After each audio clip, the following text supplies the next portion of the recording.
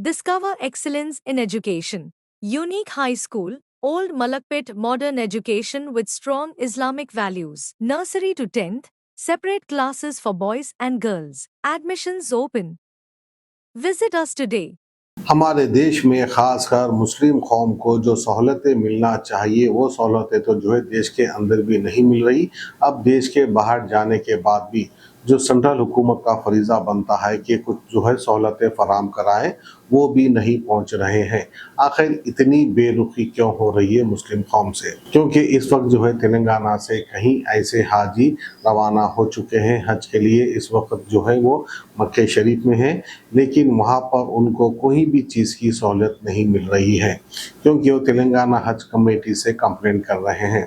तो मैं तमाम हाजियों को ये बात बता दूं कि भाई तेलंगाना हज कमेटी की जिम्मेदारी जो है आपको सही सलामत हज कमेटी से लेकर एयरपोर्ट तक पहुंचाना है। तमाम प्रोसेस पूरे कर कर आपको जो है यहाँ से रवाना करते हैं।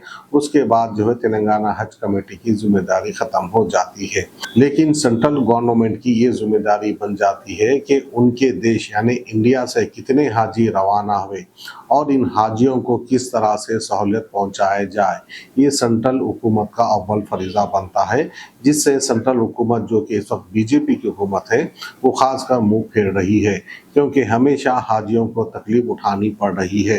वैसे जब हज के लिए जाते हैं तो जाहिर सी बात है एक मशक्क़त का काम होता है हज करना।